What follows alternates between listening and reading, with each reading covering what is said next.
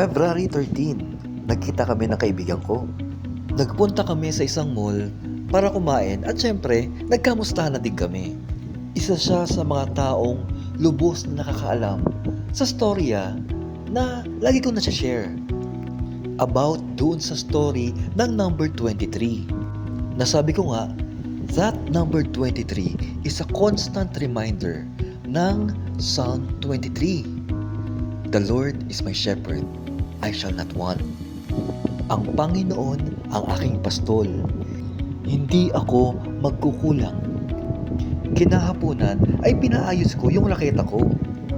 Naputol kasi yung string, kaya yun, pinastring ko na. Yung binigay na sa akin yung resibo, laking gulat ko kasi meron ding number 23.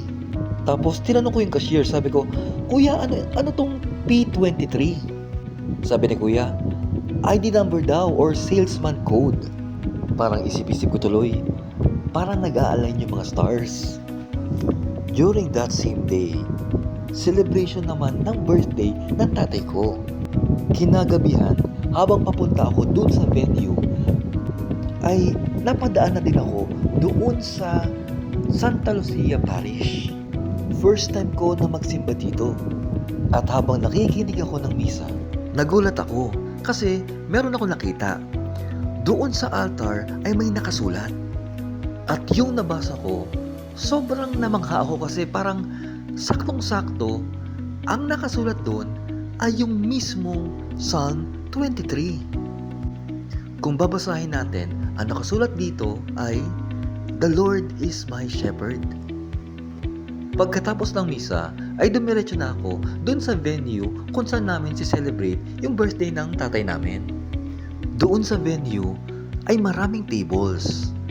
Siyempre, marami din mga baso. Hindi ko alam kung papaano nangyari, pero bigla ko na lang nakita na bawat baso doon ay merong number.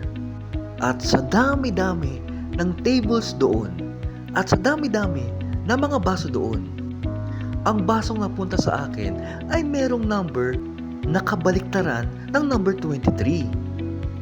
Pero yung sa tapat ko na baso, yung pagtingin ko, eksaktong number 23 naman. Kaya hayaan niyo akong ibahagi sa inyo ang nilalaman ng Psalm 23. The Lord is my shepherd, I shall not want. He makes me lie down in green pastures.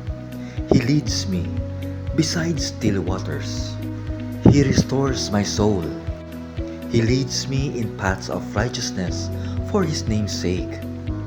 Even though I walk through the valley of the shadow of death, I will fear no evil, for you are with me. Your rod and your staff, they comfort me. You prepare a table before me in the presence of my enemies. You anoint my head with oil. My cup overflows. Surely goodness and mercy shall follow me all the days of my life, and I shall dwell in the house of the Lord forever.